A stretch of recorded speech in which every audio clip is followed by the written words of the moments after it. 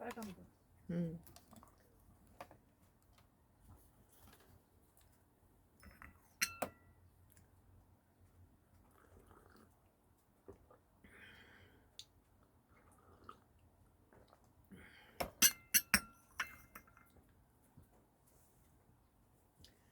오늘 2025년도 7월 18일자 기사입니다.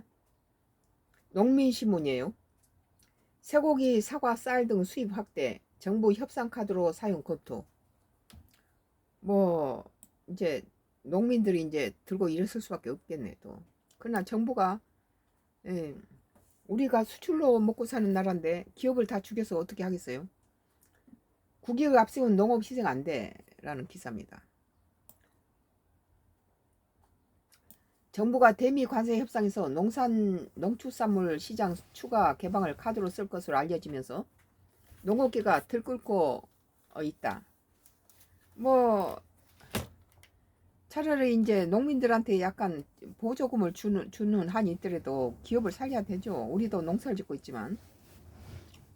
예, 정부가 대미 관세 협상에서 농축산물 시장 추가 개방을 카드로 쓸 것으로 알려지면서 농업계가 들끓고 있다. 농업단체는 연이어 성명을 발표하고로 이런 방침에 변화가 없을 경우 단체 행동을 예고했다. 통상 당국에 따르면 도널드 트럼프 미국 행정부는 8월 1일로 예고된 상호 관세 협상 조건으로 전방위적 관세, 비관세, 장벽 철폐를 요구하는 것으로 알려졌다. 농업 분야에서 30개월령 이상 쇠고기 수입 제한 조치 해제, 사과 등 원예 작물 검역 완화, 미국산 쌀 수입 확대 등이 거론된다. 우리나라 쌀이 과잉 생산으로 지금 3년치씩 재고가 돼 있는데 이걸 어거지로 팔아먹겠다는 거예요. 이 트럼프가.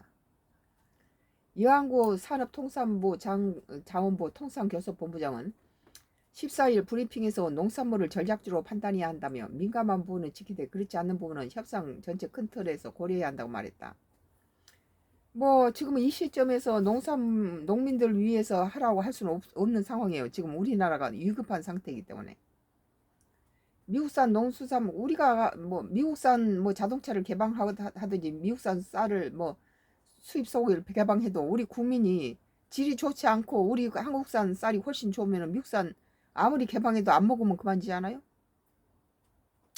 미국산 농축산물의 수입 확대를 시사한 발언으로 협상 타결을 위해 미국 측에 내줄 카드로 농산물을 검토하는 것이라 풀이된다. 국가에서도 나름대로 고민했겠죠. 농업계는 즉각 반발했다. 무조건 자기하고 관계되는 농업이 반발하면 안 돼요. 한국 후계 농업경영인 중앙연합회는 16일 서울 용산 대통령 집무실 앞에서 기자회견을 열고 농수산물 관세 비관세 철폐에 반대의 목소리를 높였다. 정식 한농연 회장은 국익이라는 명분 아래 30년 이상 희생하며 견뎌온 농민들을 또다시 죽음의 낭떠러지로 몰아세운다며 양국의 농업통상에서 미국이 막대한 이익을 얻고 있는데도 국내 농업계 요구를 당당히 밝히지 못하는 산업부 만행을 납득할 수 없다고 비판했다. 쌀을 우리가 수입을 안 했죠. 앞서 15일은 전국 한우협회가 성명을 통해 미국산 쇠고기의 최대 수입 국가는 한국이라며 한미 통상을 통해 최대 이익을 얻고 있는 미국이 상호 관세 명분으로 농축산물 비관세 장벽 철폐를 요구하는 것은 아이러니라고 꼬집었다. 이어 한미 자유무역협정에 따라 내년이면 미국산 쇠고기가 관세가 0%가 다른 수출국가보다 가격 경쟁력 우위에 있는 미국산 쇠고기가 점유율은 더욱 확대될 것이라고 지적했다. 미국산이 들어와도 안 먹을 사람은 안 먹어요. 호주산이 낫지 차라리. 같은 날 한국사과연합회도 국내 농업보호 원칙을 저버리는 미국산 사과 수입 검토를 즉각 처리하라는 내용이 담긴 결의문을 발표했다. 수입품 사과가 우리 한국 사과만큼 맛이 좋을까요? 사과연합회는 지금 요새는 사과값이 금값이니까 사과는 좀 수입해도 된다고 나는 봐요. 요새 사과가 나도 사과나무를 몇 그루 갖고 있는데 사과가 열리질 않아요. 사과연합회는 사과 수입 개방으로 농민을 희생양 삼는 일이 없도록 법과 제도로 못 박으라며 정부가 이 같은 외침을 외면한다면 총궐기 등 모든 수단을 동원해 투쟁하겠다고 주장했다. 여당에서도 우려 목소리가 일었다.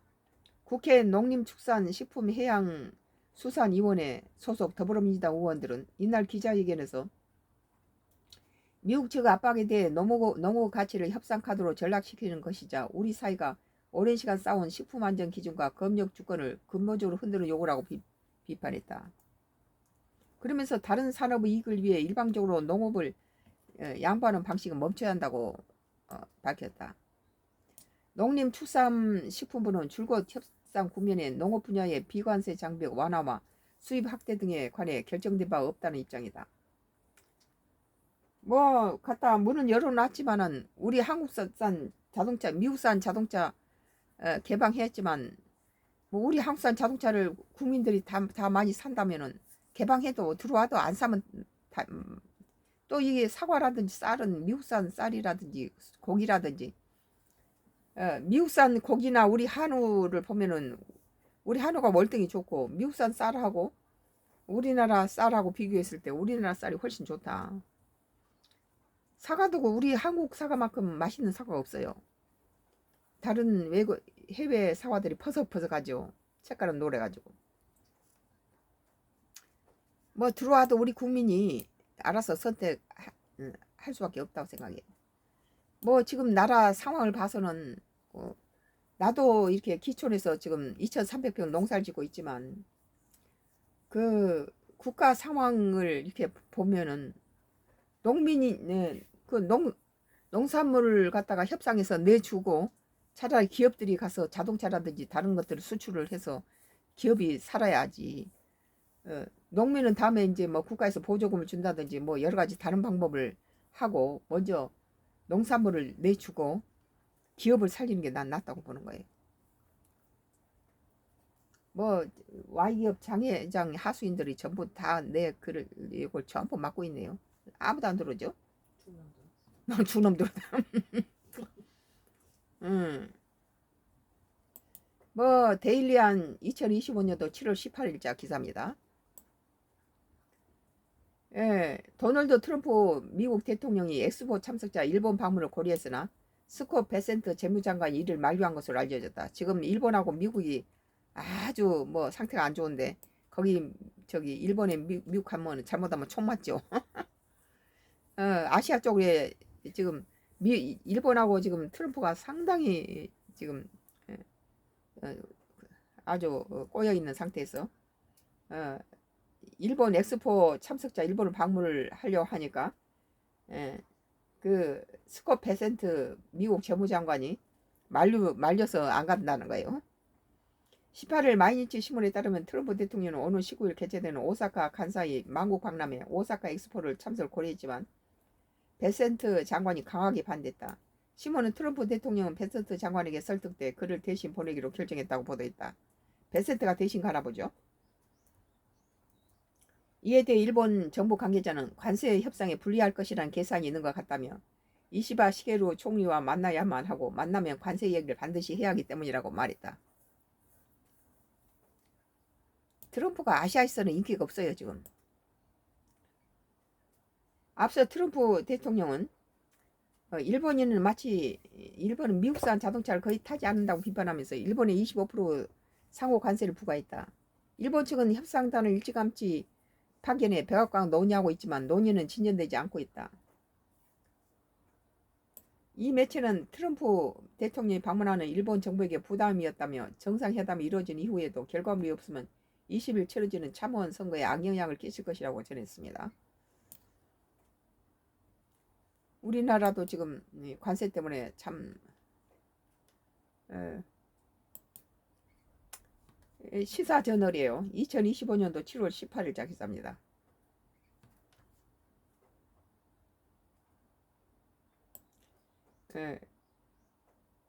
국민의힘 초유 19% 지지율, TK도 60, 70도 등을 돌렸다. 우리 같은 사람도 요새 국민이 하는 짓걸 버리면 등 돌리고 싶어요. 이미 절반은 등 돌렸다고 볼 수 있죠. 민주 43%와 더불어 스코어 격차. TK에서 민주가 34%, 국민이 27%. 혁신 안 두고 자중 질환 계속. 대선 참배도 기득권 유지 위한 당권 투쟁만. 국민의힘은 지금 벼랑 끝 위기에다. 대선은 패배하고 윤석열 전 대통령은 내란 특검의 집중적인 조사를 받는 처지다. 이 전부 그 안에서 서로 지그들끼리 찍고 싸운 것이죠. 큰 그림을 볼 줄 몰라요. 당 지도부는 내우한 속 자충우돌 중이다. 윤희숙 혁신위원장은 7월 16일 나경원, 윤상현, 장동현 의원과 송원석 비상대책위원 등 현역 의원은 4명의 실명을 거론하며 거취 정리를 요구했다. 미쳤어요. 그나마도 나경원이나 윤상현이 이런 사람들이 그래도 그 국민힘당의 인물인데 이걸 갖다 내쫓으려고 그러고 있군요. Y급 장회장은 낙동강 상류에서 기준치 인체 치명적인 카둔과 비소 뭐 이런 인체 치명적인 독을 30배에서 33만 배를 갖다 배출하고 있으면서 내 그 정치에서부터 전부 제로로 빼고 있어요. 그 하수인들이. 보이죠? 이건 뭐라고 보여요? 장난친 거죠 이게. 국민의힘은 지금 벼랑 끝 위기다. 그래서 윤희숙 혁신위원장은 7월 16일 다음에 뒤져볼 사람을 위해서 끝까지 할게요. 7월 16일 나경원, 윤상현, 장동혁 의원과 송원석 비상대책위원 등 현역 의원 4명의 실명을 거론하며 거취 정리 요구했다. 윤희숙 위원장은 윤희숙 이해가 물러나야 될 것 같아요. 쌈질 시키고 이런 인간들이 국민의힘당을 망쳐요. 윤희숙 위원장도 당대표 최고도 구성되는 지도체제 당대표 1위는 단일 지도체제를 바꾼다는 형식 안도 내놨다. 공천관리위원회가 정해온 비례대표 후보 중 일부는 앞으로 당원 투표로 정하겠다고 했다. 윤 위원장은 혁신 방향과 속도를 두고 국민의힘은 깊은 내용에 빠져들고 있다. 이 윤희숙이가 어떤 인간인지 나는 알 수는 없지만 이런 인물이 들어와서 자꾸 국민의힘당을 더 흔들고 있다고 봅니다. 국민의힘의 지지율이 추락에 추락을 거듭하고 있다. 한국갤럽이 7월 8일부터 10일 실시한 조사에서 응당률 11.7%, 중앙선거관리 여론에서 어느 당을 지지하고 물어봤더니 조사 결과 더불어민주당이 43%, 국민의힘당이 19%, 조국신당이 4%, 개혁신당이 3%, 진보당이 1%, 유해정당이 2%, 무당층이 27% 나타났다. 국민의힘은 직전 조사보다 3%포인트 하락했고 20% 미만의 지지율 정당이 되었다. 길이는 국민의힘 5년 만에 20% 밑으로. 이건 김문수를 갖다 당대표로 세운 것이 이것이 실수였어요. 한국갤럽 정기조사에서 국민의힘 지지도가 20%를 밑돌기는 2020년 11월 이후에 처음이라는 거예요. 25년 만에 처음이네요. 지역과 연령에서 국민의힘 위기는 더 노골적으로 드러났다. 보수 진영의 정치 기반인 대구 경북 TK와 부산 울산 경남 PK에서 민주당 지지율이 더 높았다는 거예요. 연대 연령대별로 보수 성향이 강한 60대와 70대 이상에서도 민주당 지지율이 국민의힘보다 더 높았다는 거예요. 국민의힘당을 지지했던 나도 민주당 쪽으로 기울어져요. 지금 아직 떠나지는 않았지만 절반은 기울어져 있어요. 이게 뭐냐 하면은 국민의힘당 보면은 지금 뭐 내쫓아라고 그 안에서 쌈질하고 계속하고 있잖아요. 그래도 국민의힘당에서 쓸만한 사람이 나경원이나 그런 몇 사람인데 그거 다 내쫓아버리면 지그들이 뭘 하겠다는 거예요. 이게 윤희숙이 이 인간이 오히려 더 국민의힘당을 갖다 이런 것들 때문에 자꾸 국민의힘당이 추락하는 거예요. 어떻게든지 쌈에서 어떻게 강하게 나갈 생각을 안 하고 이런 식으로 해체시키고 무슨 뭐 빼내고 뭐 중도층에서 민주당은 45%, 국민의힘당 11%, 민주당이 4배 이상 앞서는 결과가 나왔다. 보수적 성격이 강한 주부층에서도 민주당 41%, 국민의힘당 23% 나왔다. 그러다 보니 대통령과 여대 야소 집권 여당을 견제할 야당의 실력을 기대하는 건 언감생심인 상황이다. 김민석 국무총리가 인사청문 논란으로 이태원했던 국면에 나경원 국민의힘 의원은 국회 로덴도 홀에서 배추 총리, 장롱 총리라고 비판하며 농성했다. 웬만하면 대통령 인사는 논란에 대해 국민의 호응도가 높을 것으로 예상했지만 나오는 농성은 그다지 흥행하지 못했다. 김민석 총리 인사청문회 주진우, 곽규택, 김희정, 배준영 등 국민의힘 의원들이 맹하려 했지만 그때뿐이었다.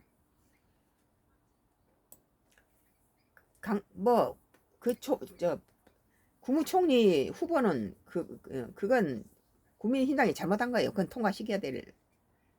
지그들 갖다 흔들면 그보다 더 많이 나오죠. 털에서 먼지 안 나온 사람은 어디 있습니까? 그 정도면 양호한 거지. 강순우 여성가족부 장관 후보자 이진숙 사회부총리 겸 교육부 장관 후보 관련 논란이 거세게 불고 있지만 국민의힘 카컷은 그렇게 예리하거나 결정적으로 작동하지 못하고 있다. 그러니까 민주당이 국민당 무서워하지 않고 민주당 함부로 여기고 바로 통과시켜버리잖아요. 무기력한 국민의힘 모습 때문이다. 견제 세력이 사실상 부재한 가운데 대통령 지지율은 고공행진을 이어가고 있다. 갤럽 조사에서 잘하고 있는 긍정평가가 63%로 대선 득표율이 49.42보다 14%더 높아졌다는 거예요. 이재명을 찍지 않았던 사람까지 보수층이 전부 이재명 쪽으로 잘하고 있다라고 이제 등을 돌리고 있어요. 이렇게 되면 국민의힘당은 해산해야 된다. 이런 것이 더 목소리가 높아지고 반대도 우리도 그쪽 편을 들게 되겠죠. 지금 하는 꼬라지가 그 모양이에요. 긍정평가는 63%, 대선 득표율이 49.42%보다 13%까지 높았다. 잘못하고 있다. 부정평가는 23%로 나타났다. 잘한 것이 63%고 잘못했다가 23%면 이건 잘한 거죠. 국민의힘당은 현재 어떤 상태인가? 첫째로 당이 권력에 대항하려면 적어도 정당 지지율이 35% 이상은 되어야 하는데 현 주소는 20% 미만이다. 더 떨쳐먹고 있잖아요. 추락하는 지지율에는 날개가 없다. 두 번째로 당장 지지율이 낮다 하더라도 혁신을 위한 공감대가 있어야 하는데 혁신위원장은 아니가 걱정될 정도 혁신 방향과 속도에 대한 당 의견은 불일치 그 자체다. 불일치를 하고 있어요. 같이 똘똘 뭉치지 못해요. 지 안에서 칼질을 하고 있든 내부 칼질을 하고 있어요. 다 쫓아내자는 거죠. 그러면 남은 것들은 그러면 쓸만한 사람이 있냐 이거예요. 세 번째로 아무리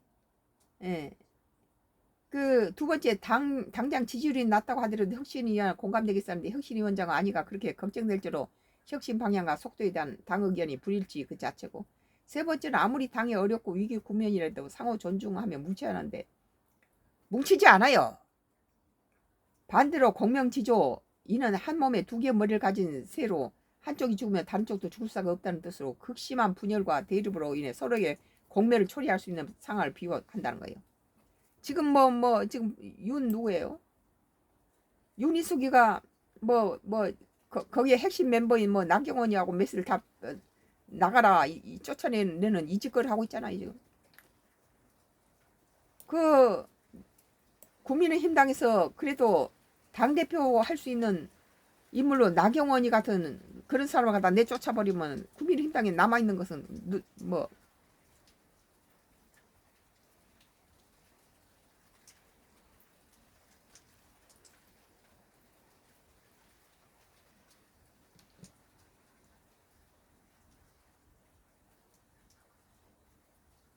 그렇다면 인사청문회가 한창인데 안 보이는 야당 이 인사청문회에서 제대로 보지도 못해요. 그냥 멀쩡한 사람까지 집어넣어서 여당 발목 잡는 짓을 하고 또 잡아야 될 사람은 잡질 않아요. 그러면 빅데이터는 위기 벼랑 끝에 서 있는 국민의힘에 대해 어떤 평가를 하고 있을까? 빅데이터 심층 분석 도구인 썸트렌드는 7월 1일부터 16일까지 국민의힘에 대한 빅데이터 감성 연관어로 도출해 보았다.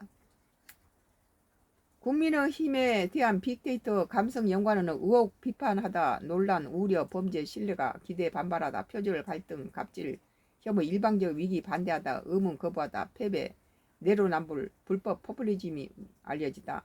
유감, 낙마, 강행, 혼란, 역차별 등이 나왔다. 빅데이터 감성 연관을 보면 국민의힘을 둘러싼 정치적 관계에 대한 긍정적보다 부정적인 해석이 더 많다. 빅데이터 긍부정 감성 비율에 대한 결과를 보더라도 긍정이 15%, 부정이 82%라는 거예요. 2011년 한나라당 국민의힘 전신 내 위기감이 감돌았다. 이명박 당시 대통령에 대한 지지율은 하락 추세였고 2012년에 실시된 국회의원 선거에 대통령 선거에 대한 회의감이 팽배해질 찰나에 그때 등장했던 것이 박근혜를 중심으로 한 비상대책위원회였다. 위기감은 절박감으로 바뀌었고 바꾸지 않으면 망한다는 인식으로 변했다. 박근혜, 김종인, 이준석 등으로 구성돼서 2011년 한나라당 비상대책위원회는 이듬해 있었던 총선에서 승리하고 대선의 정권교체를 이뤄냈다. 성공적이었다. 성공할 수 있던 배경은 당시 상황을 누구 탓으로 돌리지 않고 하나가 되었다는 부분이 자리한다. 지금 그것이 없어요. 국민의당은 서로 찍고 까불고 뭐 내쫓고 갖다가 잘라내고 이 짓을 하잖아요. 당이 직면한 혁신 과제에 대해서도 눈 감지 않았다. 인적 쇄신도 당연히 했고 경제 민주화라는 걸쭉한 계획카드도 빼들었다. 무엇보다 2011년 비대위가 성공할 수 있었던 결정적인 이유는 시대적 요구에 대한 겸손하고 공손한 자세였다. 이미 답을 알고 있다. 실체만이 남았다.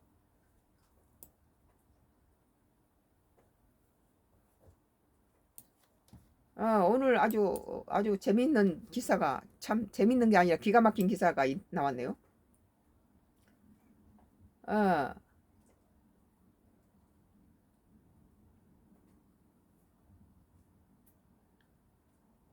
위키리 TV인데요. 상가가 침수됐다고 군수 뺨을 때렸다. 60대 민원인 고발 검토. 위키리예요. 위키트리예요. 수해 현장을 살피기 위해서 나섰던 박정현 충남 부여 군수가 민원인에게 폭행을 당하는 일이 발생했다. 군은 형사 고발을 검토하고 있다. 충청도에서 군수가 수해 현장을 살피기 위해서 나왔는데 뺨을 때려버렸네요. 참 이건 너무했네요. 18일 부여군에 따르면 사건은 지난 17일 오전 9시 40분쯤에 발생했다. 주안면 수해 피해 현장을 확인하기 위해 차량에서 내린 박정현 군수에게 60대 남성 A씨가 다가와 갑자기 주먹을 휘둘렀다. 박 군수는 급히 피하면서 뺨을 스치는 정도 피해를 입었지만 A씨는 이어서 거친 욕설과 폭언을 쏟아냈다. A씨는 전날 쏟아진 폭우로 자신의 상가가 침수돼 화가 나 이 같은 행동을 한 것으로 알려졌다. 군은 사고 전날 밤부터 공무원들이 긴급 투입돼 차수벽을 설치한 등 물막이 작업을 했지만 예상보다 많은 빗물이 유입되면서 상가가 침수했다고 설명했다. 할 짓은 다 했네요. 근데 엄청난 비가 쏟아졌어요. 근데 어떻게 그게 군수한테다 다 그런 식으로 몰아셀 수는 없죠. 군수를 향한 민원인의 폭력 사건에 공무원 노조는 심각한 범죄이라며 강력 대응을 촉구했다. 전국 공무원 노동조합 세종 충남지역본부 부여군 지부는 성명을 통해 부여군수의 또한 현장 점검을 한 공무원의 일원이었다며 공직자 노력이 폭력으로 돌아온 이번 사건은 단순한 민원 대응을 넘어선 심각한 범죄이라고 지적했습니다. 이어 현장에 있던 직원들 역시 자신이 직접 폭행당한 듯한 자괴감과 모욕감을 느꼈다며 그렇지 않겠어요? 같이 현장을 갔더니 군수가 주먹으로 뺨을 맞고 욕식을 당하는데 같이 간 사람 직원들은 어떻겠어요? 명백한 공무집행 방해이자 폭행죄에 해당하는 중대범죄로 무관용 원칙으로 강력히 대응해야 한다고 말했다. 부여군 관계자는 현장에서 일이 워낙 순식간에 벌어져 제지하지 못했다며 박 군수는 민원인을 고발하는 것에 대해 망설이고 있지만 집행부 차원에서 공무집행방해 혐의로 형사고발도 고려하고 있다고 설명했다. 현직 공무원을 상대로 한 이번 행위는 폭행죄와 공무집행방해죄에 모두 해당할 수 있다. 형법상 신체에 폭력을 가하면 상해가 없더라도 폭행죄가 성립하며 2년 이하 징역 또는 500만 원 이하 벌금에 처할 수 있다. 외상이나 치료가 필요한 경우에는 상해죄로 판단돼 더 무거운 처벌이 가능하다. 피해자가 공무 수행 중이었던 만큼 형법 제136조에 따라 공무집행방해죄가 적용될 수 있다. 공무원이 직무를 수행 중에 폭행을 당한 경우 형법 제136조에 따라 5년 이하 징역 또는 1,000만 원 이하 벌금형에 처할 수 있다. 단순한 폭행에 그치지 않고 공무수행 과정에 발생한 사건이기 때문에 처벌 수위가 달라질 수 있다. 이 자기도 좀 상가가 침수됐으니까 뭐 군수가 이렇게 수해 현장을 살피기 위해서 나온 것을 주먹으로 때려서 이런 식으로 욕설을 했다면 참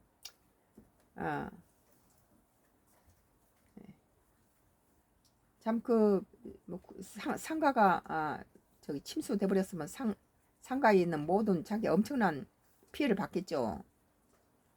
그리고 그 군에서 나와서 그 침수되지 않도록 뭐 방수벽을 쌓고 그랬는데도 더 많은 비가 와버렸다는 것은 그걸 예측 못했다는 거죠.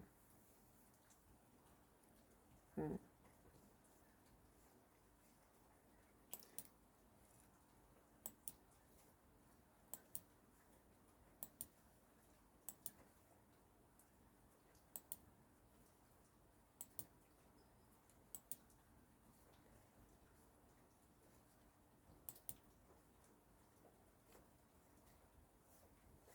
뭐 지금 뭐 한국일보예요. 지금 온 전국이 뭐 300mm부터 400mm가 지금 폭우가 쏟아지고 있는데요. 광주가 지금 뭐 전부 잠겨가지고 어, 그 사람이 죽어 나가고 뭐 전부 차들이 둥둥 떠다니더라고요. 아주 심각해요. 광주도. 한국일보 2025년도 7월 18일자 기사입니다. 40대 가장 목숨 앗아간 오산 옹벽 1년 전 신고해도 문제없다 답변. 이런 공무원들은 정말 빰 맞아서 싸죠. 1년 전에 신고를 했어도 문제없다 하고 하다가 무너져 버렸다는 거예요. 사고 1년 4개월 전인 지난 3월 접수 유관으로 붕괴 조짐이 확인 가능했지만 오산시 담당자 점검 결과 이상 없다. LH 시공사 책임도 함께 따져봐야. 수도권 중부지역의 호우주보가 발표된 심의율 경기 오산시 가장 교차로 옹벽이 도로로 무너져 차량을 덮치는 사고가 발생했다. 이 사고로 옹벽에 깔린 40대 남성 1명이 숨졌다. 경기도 소방재난본부 제공. 지난 17일 경기도 오산에서 10m 높이 옹벽이 무너져 1명이 숨진 사고와 관련해 이미 1년 4개월 전에 옹벽 붕괴가 우려된다는 주민의 민원이 오산시에 접수됐지만 이 공무원들이 안일하게 괜찮다 이렇게 한 거예요. 하지만 시는 해당 민원에 이상이 없다라고 말했다는 거예요. 이거 사람 죽인 거예요 이거에. 아까 그 군수는 억울하게 그거 했지만 이것은 처벌받아야 되겠네요. 18일 한국일보 취재를 종합한 오산에 사는 남모씨 62씨는 지난해 3월 오산시 도로가에 전화해서 가장 교차로 고가도로의 보강토 특수재료로 단단히 다진 흙이 흘러나와 옹벽패가 불러있다. 이러면 무너지죠. 활처럼 휘어있을 정도니 조치해달라고 신고했다. 그러나 오산시는 별다른 답변하지 않았고 남씨가 다시 전화를 걸어 조치 여부를 묻자 직접 현장에 가서 체크했는데 이상 없었다고 답했다는 거예요. 이상이 없는 것이 이렇게 1년 후에 그냥 무너지면서 사람 죽이나요? 옹벽이 서 있는 이 도로는 오산뿐 아니라 경기도 수원 하성을 오가는 시민들의 출퇴근 주요 길목이다. 남씨도 매일 이 도로를 지난다고 한다. 그는 한국일보와 한 통화에서 지난해 신고 당시 옹벽 상태에 대해 불룩하게 나와 윙보디 차, 문이 양쪽으로 열리는 형태의 화물차 등은 해당 구간을 지나면 벽에 긁혀 흠집이 날 정도였다며 양쪽에 배가 부었으니까 그건 언제든지 무너질 수 있는 그런 상태죠. 눈으로 보기에는 많이 튀어나와 있었다고 설명했다. 남씨는 사고 당일에도 붕괴 2시간 전인 오후 5시쯤 이 도를 지났다. 그는 사고를 당하신 분이 교고 1학년생이 딸이 있다고 들었는데 나도 아이들이 있어 더 마음이 아프다며 2시간만 늦게 퇴근했어도 내가 희생자가 될 수 있었다. 1년 전에 오산시에 얘기를 했는데 오산시 이 담당자한테 지금 처벌해야 된다 봐요. 1년 전에 오산시에게 얘기했는데 방치하다가 사고가 났다는 생각에 분통이 터진다고 말했다. 분명한 인재라는 얘기다. 사고가 난 도로의 반대편 옹벽은 2018년 무너져 보강공사를 하기도 했다. 이 때문에 이번 사고 원인을 규명할 때 오산시 한국토지주택공사 LH 시공자 책임을 모두 따져봐야 한다는 지적이 나온다.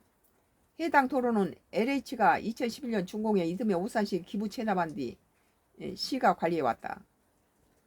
전도연 오산시 의회 의원 조국혁신당은 2018년 사고가 난 도로 반대편 옹벽이 무너졌다는 점에 비춰볼 때 공법이나 시공상의 문제가 있었다고 본다.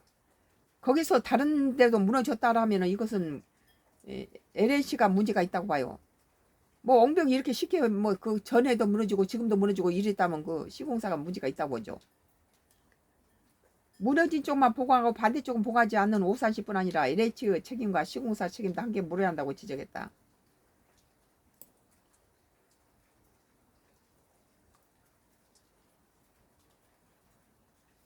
해당 옹벽에 적용된 그리드 시공 방식은 시공사 입장에서 비용이 저렴해 선호하지만 설계 시공을 제대로 하지 않으면 붕괴될 우려가 크다. 한 토목 건설 전문가는 그리드 방식으로 보강토 옹벽을 시공할 때는 시공하는 그리드 사이에 채워 넣는 골재가 중요하다며 점토는 모래 자갈보다 가격은 싸지만 같은 양의 비가 내렸을 때 3배가량 물을 많이 먹으면 터질 가능성이 높다고 지적했다. 이에 대해 해당 구간 시공사인 현대건설 관계자는 2011년 준공했던 만큼 하자 보수 책임기간이 10년이 이미 지났다며 LH에게 발주한 대로 시공했고 골재 충전 등은 하청사가 담당했다고 답했다. 곽수연 한국시설안전협회장은 그리드 공법 옹벽의 가장 중요한 것은 배수라며 옹벽이 폭발하듯이 터지는 현상을 보였던 점을 보면 배수 구멍이 막혀 토사가 유출되다 동공이 생겼고 많은 비로 토압이 증가해 붕괴했을 가능성이 커진다고 분석했다. 이날 지난해 이미 벽이 불룩해졌던 현상이 있었다면 즉시 관리 주체인 시청이나 구청이 배수 구멍을 확인해 뚫어야 했다며 이런 붕괴는 하루아침에 또는 비가 많이 온다고 이뤄진 것이 아니고 몇 년 동안 쭉 진행돼 발생한 현상으로 보인다며 안타까워했다. 오사시 관계자는 지난해 3월에 민원에도 별다른 조치를 취하지 않은 이유에 대해서 올해 4월부터 6월까지 진행했던 온병 정밀 안전검사에 이상이 없었다고 나왔기 때문에 작년에 문제가 있었다고 보기는 어렵다고 말했다. 이렇게 지주장을 치네요. 분명히 주민들이 이거 문제가 있고 배가 불러서 흙이 토사가 남아있다.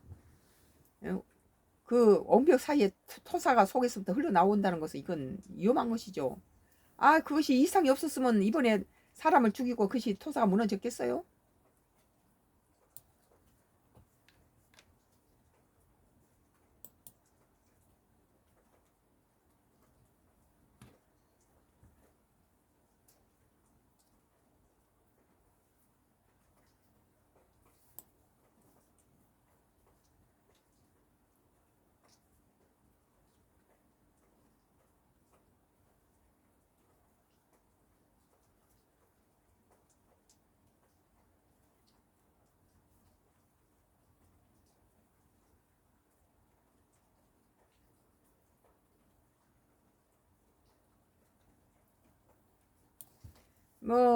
한국 입장에서는 좋은 뉴스예요. 서울경제 2025년도 7월 18일자 기사입니다. 한국 화장품 없으면 못 살아. 다 쓸어 담자. 트럼프 관세 폭탄에 사재기 확산. 트럼프가 이제 관세 폭탄을 하겠다 하자 도널드 트럼프 미국 대통령이 한국산 제품에 25% 관세 부과를 예고한 가운데 미국에서는 한국 화장품 사재기 현상이 확산되고 있다는 거예요. 17일 현지 시간 뉴욕타임스에 따르면 캘리포니아주 로스앤젤레스 거주 한국계 미국인 에스터 리는 최근 1년째 한국산 아이라이너와 자외선 차단제를 구매했다. 에스터 리는 평소 구매량은 3배 수준으로 수백 달러를 지출했다며 관세로 가격이 오르면 한국 방문 때마다 대량 구매하거나 지인에게 구매를 부탁할 것이라고 밝혔다. 팔로워 50만 명이 인플루언서 테일러 보스만 티그도 한국 화장품 언박싱 영상을 올리며 특정한 한국 화장품을 잃고 싶지 않다고 표현했다. 로브 핸드필 로스캐롤리아나 주립대 교수는 미국인 일부가 관세에 앞서 선제적 행동에 나선 것이라며 한국과 일본이 8월 1일 이전 미국과 합의할 가능성이 낮아 보인다고 분석했다. NYT는 K뷰티 제품의 높은 가성비와 미국산 대비 가벼운 질감, 낮은 자극성을 인기 요인으로 꽂았다. 한국 화장품이 인기 있는데 트럼프가 25% 관세를 매긴다니까 자기 국민들이 한국 화장품 사재기를 하고 난리 났단 거예요. 25% 관세 매겨서 값이 오르기 전에 빨리 사주겠다는 거죠. 세련된 포장 디자인과 한류 스타일의 영향도 매력을 높이는 요소로 작용하고 있다. 업계에서는 관세 부과 시 한국 브랜드의 타격을 우려하고 있다. 미국 소재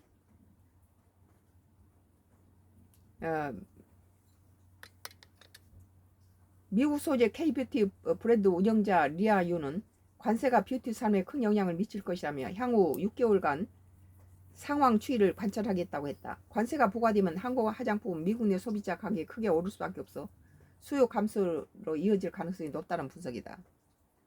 반면 일부 충성도 높은 소비자들은 가격 인상에도 불구하고 한국 화장품 구매 의지를 유지하고 있다. 한국 화장품 없으면 못 살아. 다 쓸어 담자. 트럼프 관세 폭탄의 사재기 확산이라는 기사입니다.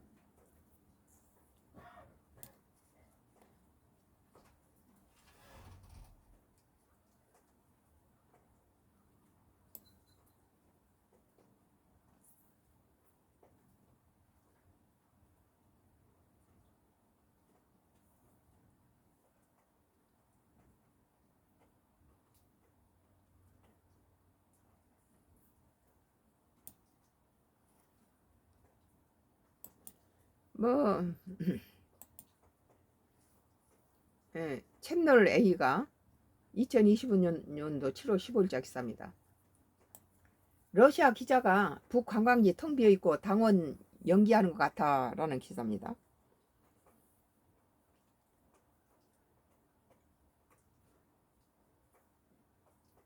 (14가지) 음식이 나오는 코스 요리가 $10, 약 14,000원. 세계적 체인 호텔 못지않는 객실은 1박에 $90, 약 124,000원이고 해변에는 관광객인 척하는 것 같은 조선 노동자 당원들 쇼를 한다는 거죠.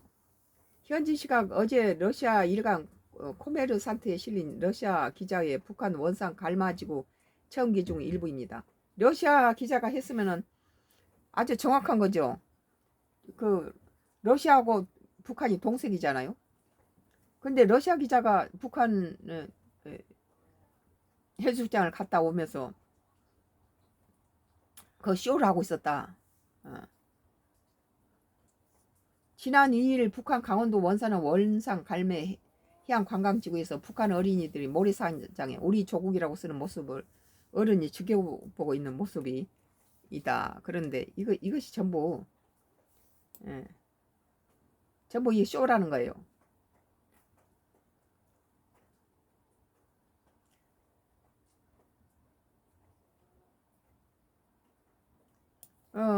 현지 시간 어제 러시아 일간 코메르산트에 실린 러시아 기자요 북한 원산 갈마지구 체험기 중 일부입니다. 해당 기자는 지난 11일, 13일 세르게이 라브로프 러시아 외무장관을 따라서 북한 출장을 다녀왔습니다. 기자가 외무장관 따라서 갔다 왔다는 것 같이. 라브로프 장관은 북한이 지난 1일 강원도에 개장한 원산 갈마 해양 관광지구에 초대된 첫 외국 고위 인사입니다. 기자는 원산 공항에서 관광지구로 이동하는 길에 펍, 레스토랑, 비디오 게임 센터 등 예상과 달리 영어 간판이 즐비해서 놀랐다는 거예요. 모든 가게의 간판에 영어가 병기돼 있었다고 덧붙였습니다. 다만 러시아가 사실상 유일하게 북한을 방문한 외국 국가인데 러시아나 중국어 표기는 없었다고 지적했습니다.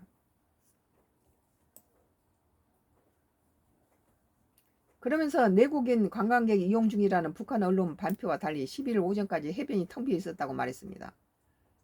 이어 호텔 2층에는 아침부터 정장 차림은 남녀가 당구를 쳤는데 늦은 밤 기자들이 방으로 돌아간 후에야 자리를 떴다며 공원 벤치에서 담배를 계속 피우는 사람, 해변에서 자전거 타는 사람들이 휴가객 연기를 했다고 말했다. 이런 사람들 일부는 북한 지도자 사진 배지에 옷을 달고 러시아어를 완벽히 구사했다고 덧붙였다. 그곳에서 관광객 연기를 하는 노동당원 같은 사람들이 보였다고 전했는데 관광객이 많은 모습을 일부러 연출했다는 취지로 풀이됩니다. 텅 비었던 해수욕장이 이 러시아 관광 장관이 나타나자 이렇게 쇼를 했다는 거죠. 또 10일 저녁 해변에 기자가 마주친 러시아 관광객은 라브로프 장관이 도착한 11일 이후에야 일광욕하거나 물놀이하는 북한인 등이 처음 나타났다고 말하는 것으로 전해졌다. 그러니까 거기 텅 비었다는 거죠. 이 외국 관광객을 유치하기 위해서 이런 쇼를 하고 있다고 보는 거죠.